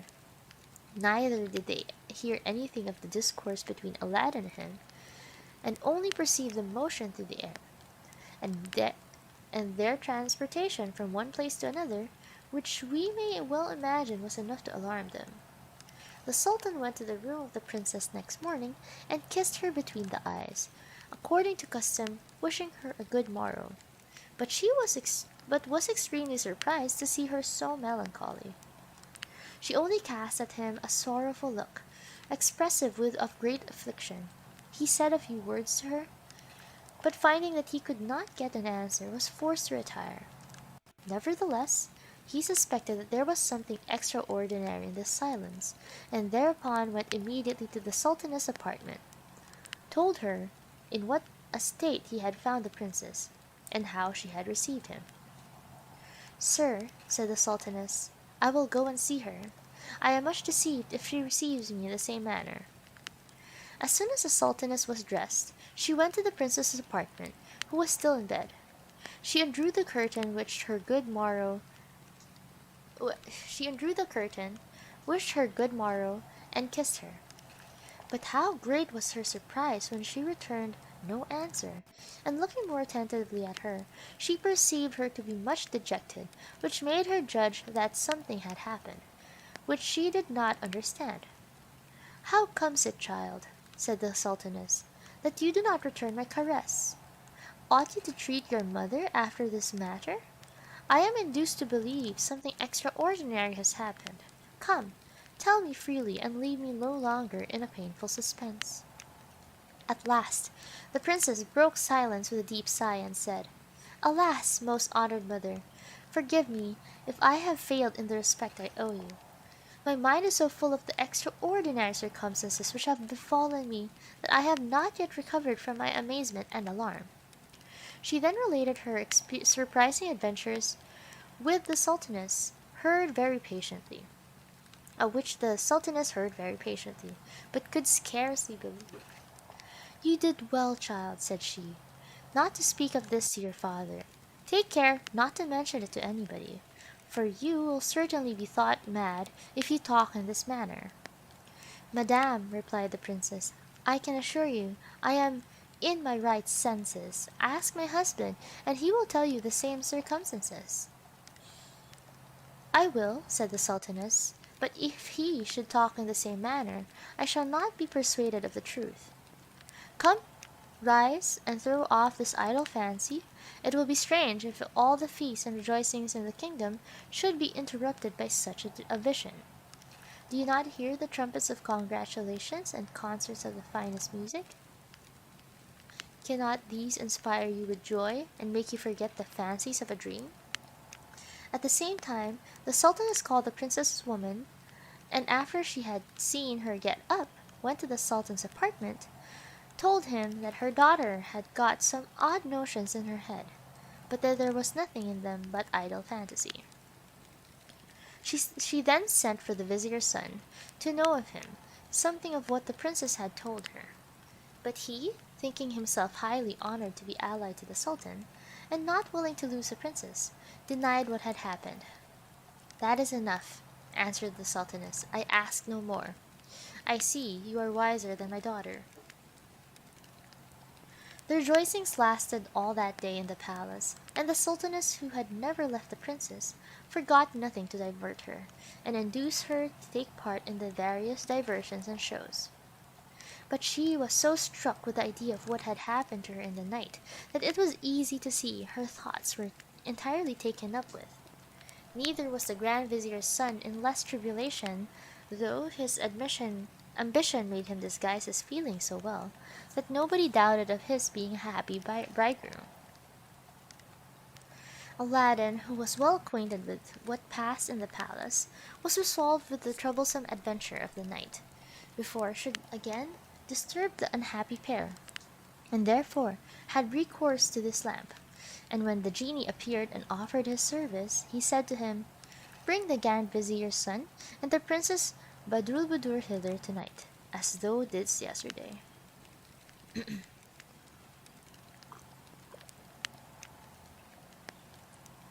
The genie obeyed as faithfully and exactly as the day before. The Grand Vizier's son passed the night as coldly and disagreeably, and the princess had the same alarm and mortification. The genie, according to orders, came the next morning, and returned the new married couple again to the palace. The Sultan, after the reception the princess had given him, was very anxious to know how she had passed the second night, and therefore went into her chamber as early as the morning before. After the same caresses he had given her the former morning, he bade her good morrow. "Well, daughter," said he, "are you in a better humor than yesterday?"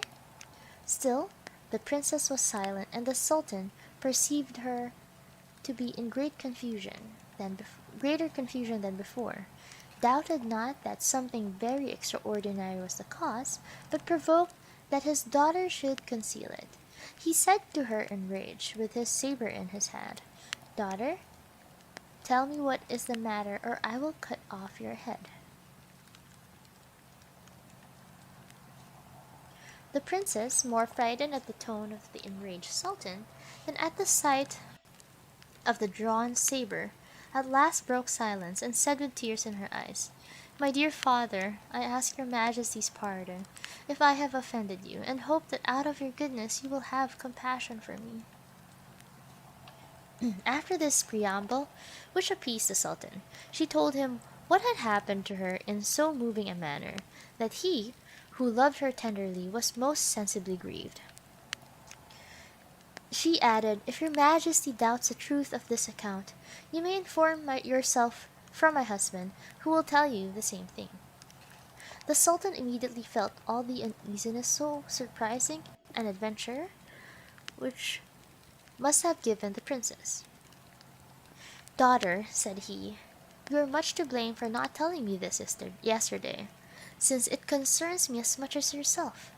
I did not marry you to make you miserable, but that you might enjoy all the happiness you might hope for from a husband, who to me seemed agreeable to you.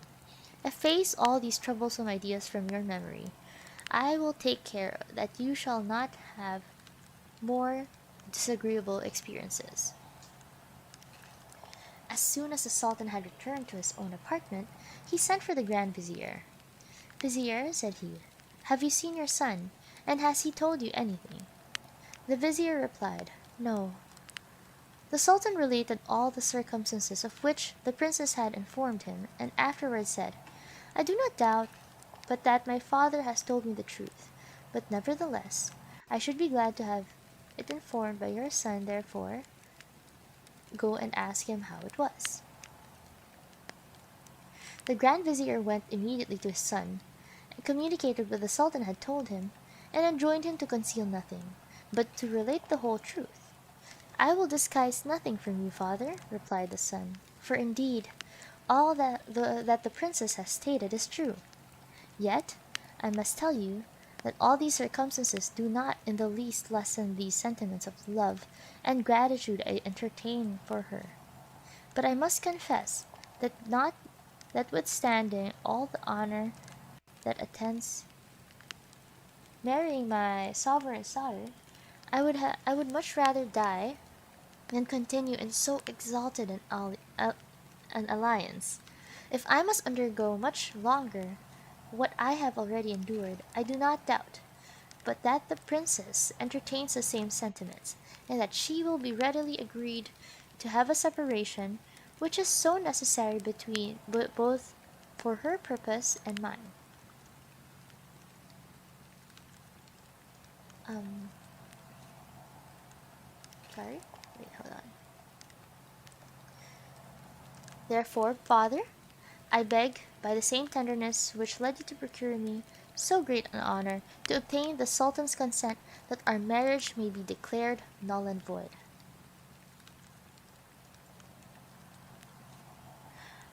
Okay, hold on.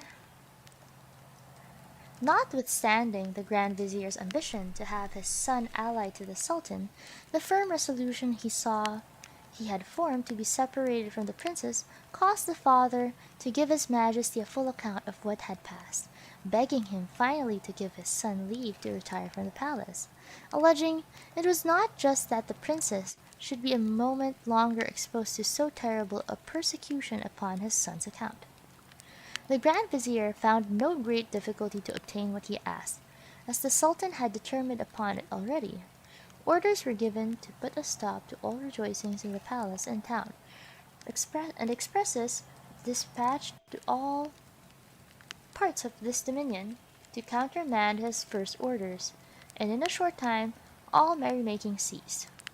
This sudden change gave rise both in the city and kingdom to various speculations and inquiries, but no other account should be given of it, except that both the vizier and his son went out of the palace much dejected. Nobody but Aladdin knew the secret, who rejoiced at the happy success uh, procured by his lamp. Neither the Sultan nor the Grand Vizier, who had forgotten Aladdin and his request, had the least thought that he had any concern in the enchantment which caused the dissolution of the marriage.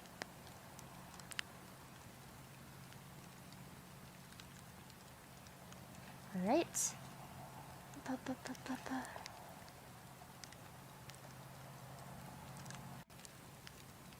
Dissolution of the marriage.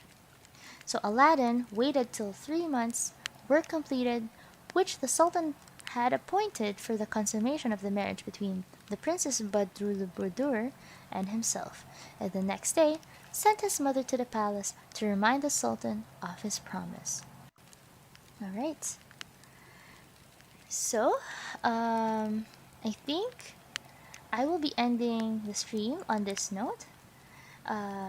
We are halfway through the story. This is a pretty long story, to be honest, guys. And I will share the second half of the story in another Tall Tales with Kaiko. And as a present for staying on for so long with me today, I will be singing to you A Whole New World.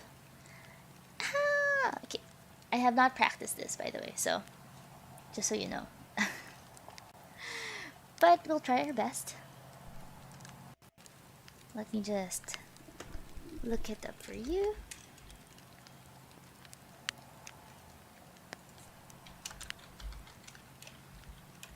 We'll be singing the karaoke version of A Whole New World.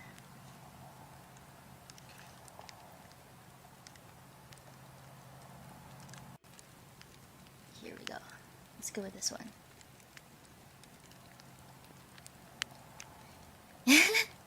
Yes! Yes! I'll be singing a song for you guys as thank you for staying on me with the stream. It's around 2 hours, and how's the story so far? Isn't it interesting? It's very different from the Disney version of Aladdin, right? Hold on.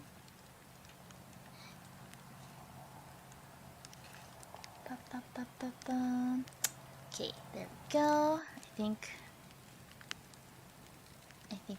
we're good. Oh, thank you as well, Louis, Bea, Sarah. Thank you. Okay, here we go. Hi, Venom. Ha, you're just in time. We just finished the first part of the story of Aladdin and the wonderful lamp. And as a present for the people who visit the stream, I'll be singing you a song. So let's go. You can sing with me if you want. Okay, let's see if the sound is good. Is it too loud? Maybe it's a bit too loud. I can show you the world, shining, shimmering, splendid. Tell me, princess, now when did you last let your heart decide? I can open your eyes, take you wonder by wonder, over, sideways, and under, on a magic carpet ride, a whole new world, a new fantastic point of view. No one to tell us no, or where to go, or say we're only dreaming. A whole new world, a dazzling place I never knew. But now from way up here, it's crystal clear, and now I'm in a whole new world with you. Unbelievable sights, indescribable feeling, soaring, tumbling, freewheeling through an endless diamond sky. A whole new world, a new fantastic point of view. I'm like a shooting star, I've come so far, I can't go back to where I used to be. With new horizons to pursue, I'll chase them anywhere, there's time to spare. Let me share this whole new world with you. This is not the Disney version, is it? It feels so raw. I don't think it is.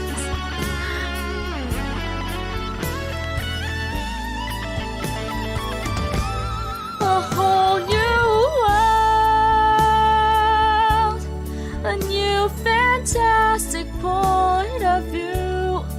No one to tell us no, or where to go, or say we're only dreaming. A whole new world, with new horizons to pursue. Now chase them anywhere, there's time to spare. Anywhere, there's time to spare. Let me share this whole new world with you.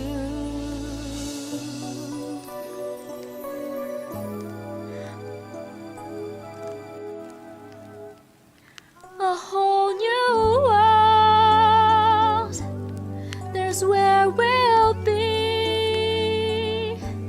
A thrilling chase, a wondrous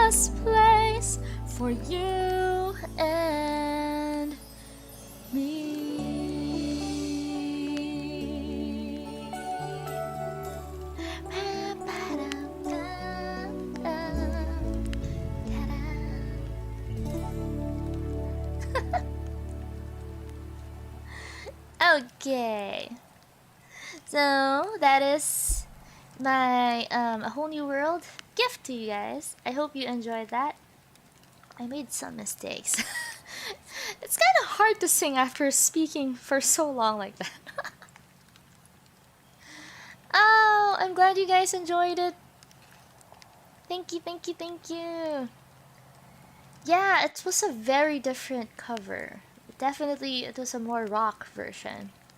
I was actually looking at it. Like, I remembered the original singer of this song was Lea Salonga, and I just realized I chose a version by Regina Bell instead. So, I don't know. Well, it was interesting, right? Huh. Anyway.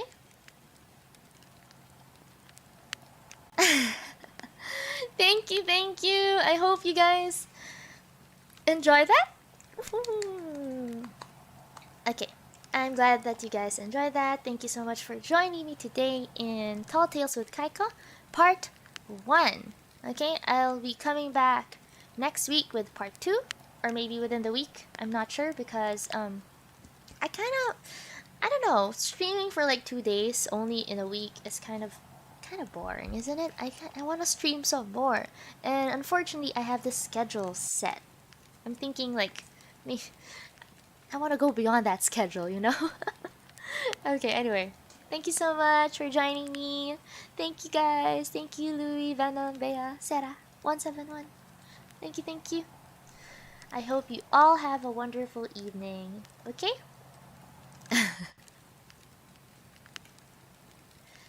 And that is it. Good night, everybody. Or good morning, wherever you are at the moment. Good night, good evening, good day. Bye bye.